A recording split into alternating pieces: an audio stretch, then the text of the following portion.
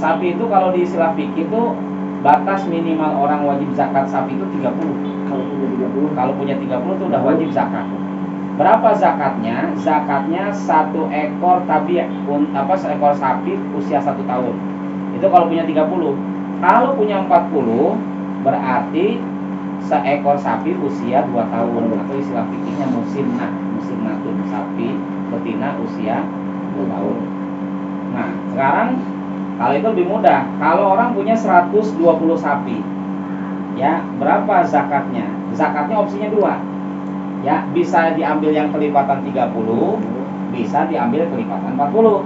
Kalau dia mau ngambil yang kelipatan 30, berarti zakatnya 4 ekor sapi betina usia 1 tahun. Tapi kalau dia mau ngambil opsi kedua yang kelipatan 40, berarti dia cukup zakatnya 3 ekor sapi tapi usia 2 tahun. Gitu tuh cara ngitungnya ya kalau sapi. Nah, kalau kambing itu batas minimal zakat nih yang punya usaha kambing nih Pak Karna ya. Kalau punya 40 baru ada kewajiban zakat. Kalau belum 40 mah nggak usah ya. Nggak usah maksain zakat, belum waktunya zakat soalnya ya. Jadi asal saya mah niat mau zakat aja bukan pada tempatnya. Sedekah aja ya. 40 tuh. Kalau orang punya 40 ekor kambing berarti zakatnya 1 ekor anak kambing usia 1 tahun kalau domba ya. Kalau kambing usia 2 tahun. Nah, dari 40 tuh lompat ke 121. Jadi kalau orang misalnya ketemu tahun berikutnya kambingnya baru 100, ya zakatnya tetap 1 ekor, tetap ada kewajiban zakat, cuman nggak nambah gitu.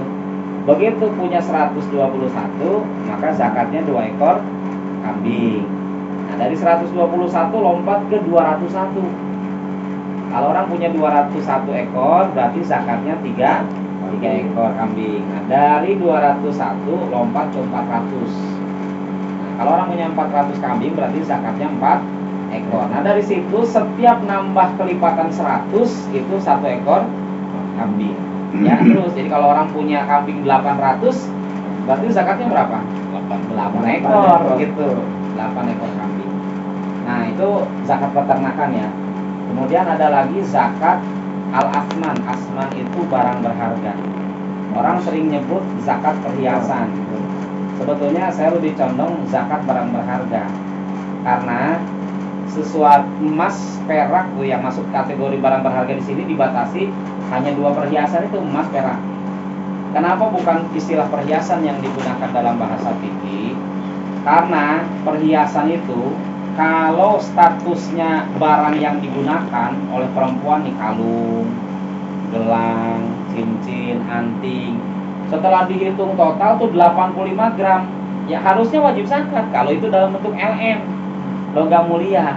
Tapi dia dalam bentuk perhiasan, maka itu tidak ada kewajiban zakat selama itu bukan alat penyimpan kekayaan, tapi perhiasan yang digunakan. Dan selama penggunaan itu mubah, digunakannya oleh perempuan. Misalnya, kalau laki-laki nih punya emas dipakai kalung, gelang, cincin misalnya ya, di total 85 gram wajib zakat meskipun perhiasan. Kenapa? Karena dia status menggunakannya haram gitu ya. Jadi perhiasan yang mubah yang digunakan sehari-hari oleh perempuan itu tidak dikenakan kewajiban zakat selama itu digunakan bukan sebagai alat penyimpan kekayaan. Nah, tapi ulama ada yang kedua itu selama perhiasan yang digunakannya emas atau peraknya itu masih dalam taraf wajar. Mana taraf wajar? Kalau emas yang digunakan sebagai perhiasannya nggak lebih dari 700 gram.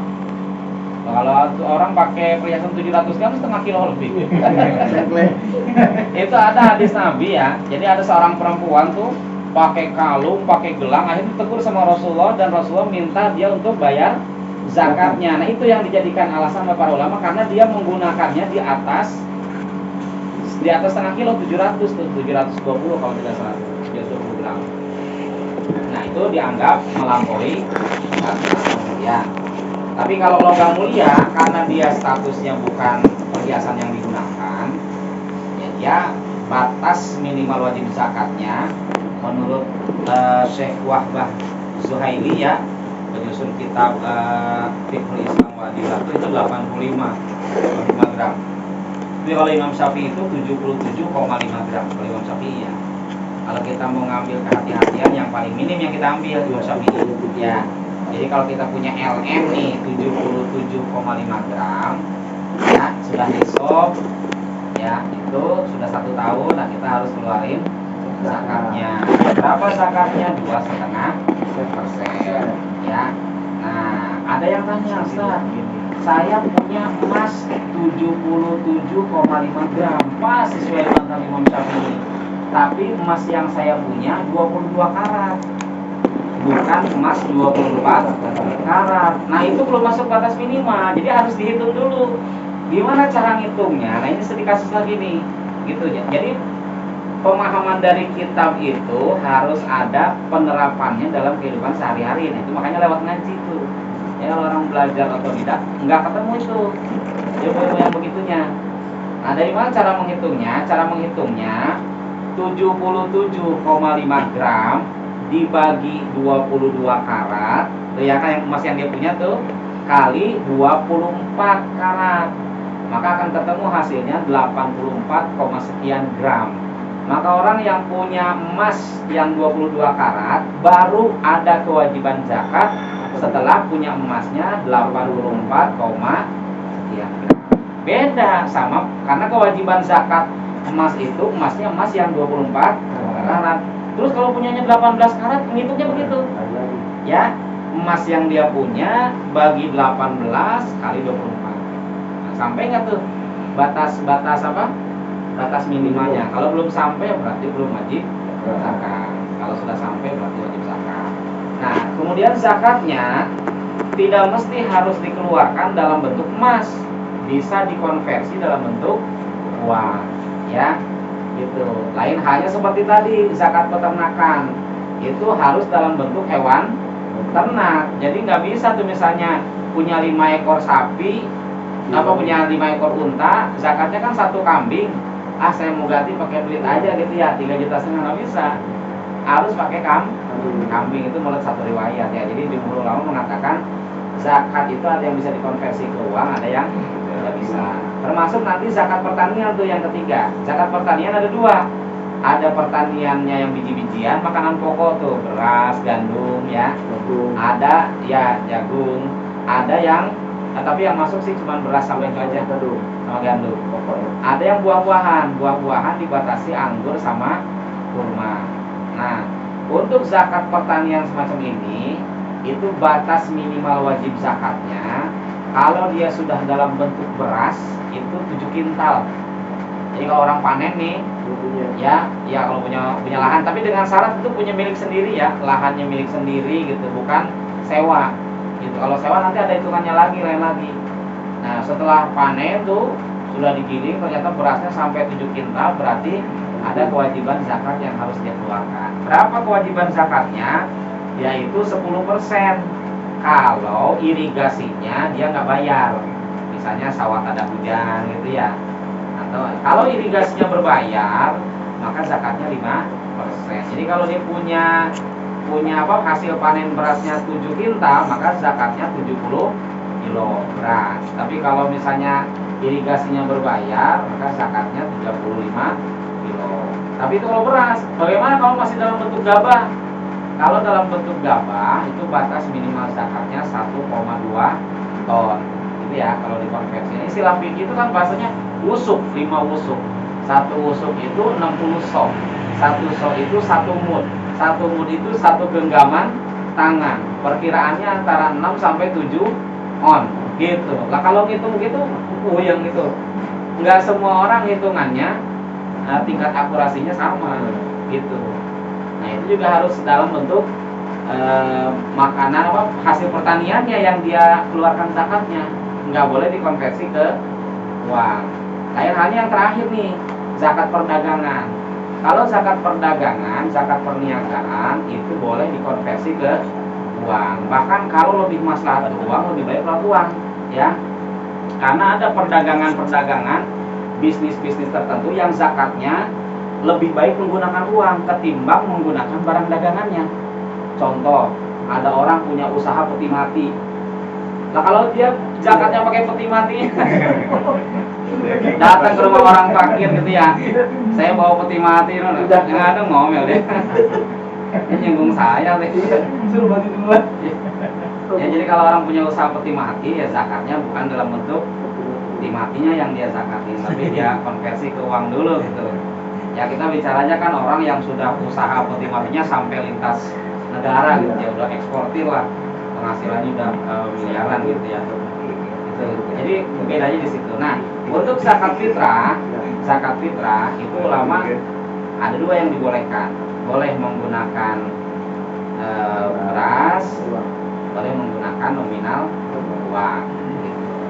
Nah, itu ulama juga ikhtilaf nih, kayak misalnya Ustaz Abdul Somad itu beliau membolehkan menggunakan uang dengan catatan takarannya menggunakan takaran mazhab yang membolehkan menggunakan uang, mazhab Hanafi gitu ya.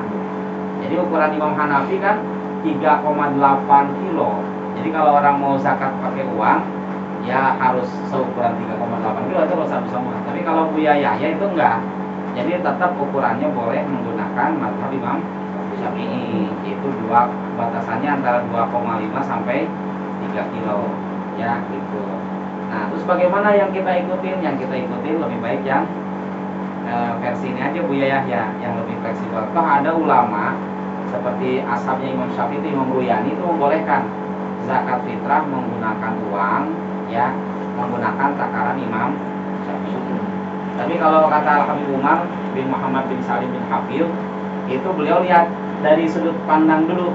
Kalau orang ini merasa kemaslahatan menggunakan uang itu lebih maslahat buat orang fakir di sekitarnya, itu boleh, bahasanya boleh, bukan lebih utama, enggak, boleh menggunakan uang. Tapi kalau dia ingin terhindar dari polemik masalah khilafiyah, lebih baik menggunakan beras gitu ya, memang itu bahasanya. Jadi tinggal balik lagi ke kita nih, kalau misalnya kita nggak mau repot bawa beras gitu kan, ya kita zakat pakai uang. Dua-duanya sah kok, nggak ada misalnya yang satu tidak sah, yang satu sah. Cuman yang perlu kita garis bawahi, selama ini juga saya juga khilaf gitu kan, teman-teman juga khilaf. Jadi kalau misalnya ada zakat, orang bawa uang nih, tapi dia nggak kepengen ijab kabul zakat fitrahnya pakai uang, dia kepengen ijab kabulnya pakai beras, makanya kan kita siapin beras. Di situ kan ada transaksi jual beli dulu tuh. Nah, gitu ya. Nah, transaksi jual belinya jangan di dalam masjid itu. Nah, kemarin kita di masjid. Jadi nanti kalau bisa disiapkan meja di bedeng tuh di luar, pakai meja. Di situ nanti kalau misalnya ada muzaki yang mau istilahnya dikonversi dulu ke beras gitu, dia beli pakai beras jual beli, nanti kita siapkan jual belinya di situ. Jangan jual belinya di dalam masjid, gitu ya. Untuk panitia, kalau dia zakat fitrahnya mau pakai beras, terima sama kita. Kalau dia zakat fitrahnya mau pakai uang juga kita terima. Jadi langsung aja ijab kabulnya sesuai dengan apa yang dimauin sama musafir. Nah, terus yang terakhir itu panitia penerimaan dan penyaluran zakat itu ya, itu mereka bukan pekerja kita, bukan karyawan kita.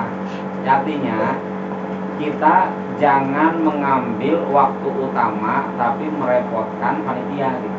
Kan waktu utama bayar zakat fitrah itu malam takbiran kan ya. Wajibnya, bahkan ulama mengatakan wajibnya itu di malam takbiran gitu. Bahkan pagi hari itu setelah subuh itu jauh lebih utama. Tapi kalau semua bayar zakatnya di malam takbiran, kasihan panitia gitu. Karena dia kan tugasnya bukan hanya nerima, dia harus menyalurkan juga gitu ya.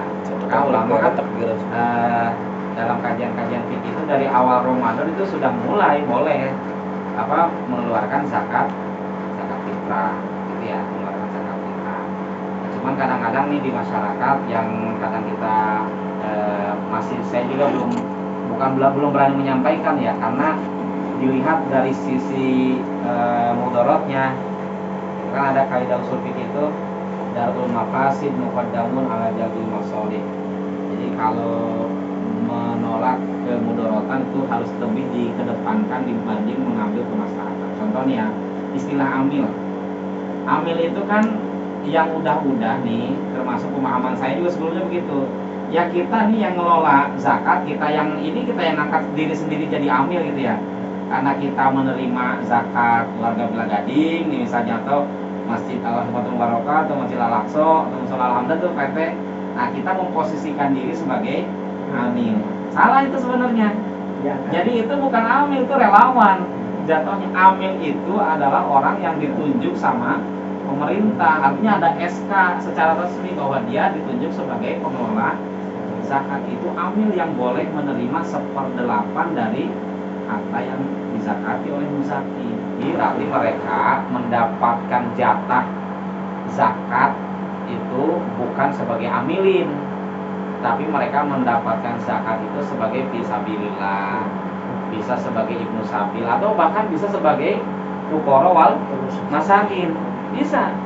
Jadi istilah masakin itu jangan dipandang itu hina gitu ya.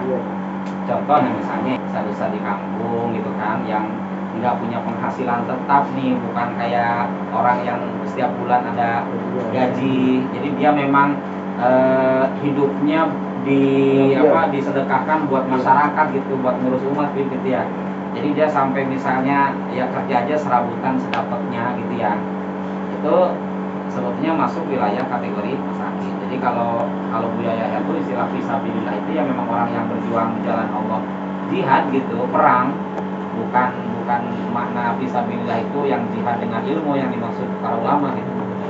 Bahkan ulama-ulama yang masuk kategori mampu itu kalau bisa tidak menerima zakat gitu ya. Nah, di beberapa pesantren termasuk saya sampai hari ini pun kita biasanya zakat fitrahnya ke guru gitu ya, kalau pondok pesantren. Karena kita meyakini beliau tuh tidak semua menerima, tapi beliau juga akan menyalurkan gitu ya. Jadi sampai sekarang tuh, makanya kenapa saya suka nggak fitrah di sini, karena udah rutin kalau fitrah pasti ke pondok gitu ya, pasti ke pondok. Nah itu saja terkait zakat. Mudah-mudahan kita bisa menyikapinya secara bijak ya di masyarakat. Kalau ada kekurangan dari sana sini ya memang banyak yang harus dibenahi gitu ya, banyak yang harus dibenahi supaya ibadah kita diterima oleh Allah. Intinya belajar itu memang betul harus punya guru. Karena dalam hadis Sahih Muslim itu al-isnadu minad-din, memiliki sanad itu separuh dari agama gitu ya. Jadi kalau orang belajar kepada guru yang nggak bersanad, akhirnya yang muncul adalah opini dia gitu ya. Jadi dia memahami Al-Quran, memahami teks hadis itu berdasarkan opini dia, bukan berdasarkan apa yang